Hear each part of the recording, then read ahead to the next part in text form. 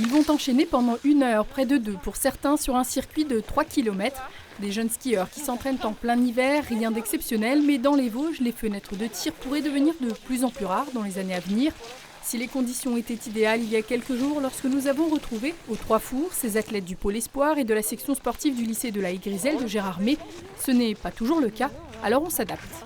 Il a fallu attendre le début de l'année, là, après le nouvel an. On a quand même eu un fort épisode de redoux et de pluie forte. Donc on a perdu malheureusement les 40 cm qui étaient tombés au début du mois. Donc on a pu skier à la Bresse sur la neige de culture en ski nordique sur l'Ishpa.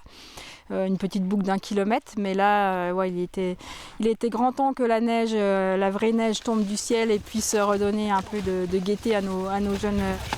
C'est plutôt difficile parce que les tremplins, il n'y en a pas beaucoup.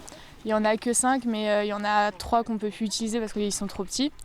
Et niveau enneigement, le plus gros, donc le 70 mètres à Gérardmer, il n'est pas enneigé en hiver. Et celui de la Bresse, il est enneigé en hiver, mais en ce moment, il a des petits problèmes techniques.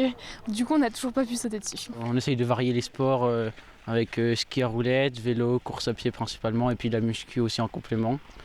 Mais quand les conditions sont bonnes, c'est vachement agréable de s'entraîner ici. On a quand même de bonnes infrastructures ici, pour en profiter. Puis on va espérer qu'il y en ait des nouvelles qui arrivent.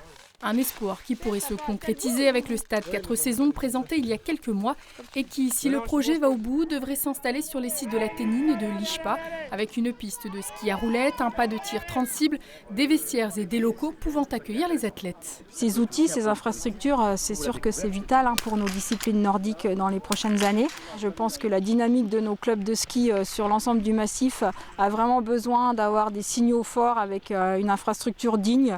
Il ne faut pas oublier qu'aux derniers Jeux Olympiques, il y avait 7 sélectionnés en ski nordique, qui a eu une médaille avec Fabien Claude en biathlon par équipe. On est peut-être un peu en retard, on aurait dû créer ce projet il y a 10-15 ans malheureusement. Bon voilà, maintenant on a bien travaillé ensemble sur un cahier des charges commun pour répondre à toutes nos exigences de toutes nos disciplines. Le projet, dont le coût est estimé entre 4 et 5 millions d'euros, devrait être porté par la communauté de communes des Hauts-de-Vosges, avec la création d'un syndicat mixte. Très attendu, il ne faut toutefois pas espérer le voir sortir de terre avant 2025, voire 2026, soit 4 ans avant les Jeux Olympiques d'hiver prévus en France. En attendant, la soixantaine de jeunes skieurs vosgiens du pôle espoir ou en section sportive devra continuer de composer avec les éléments et les infrastructures existantes.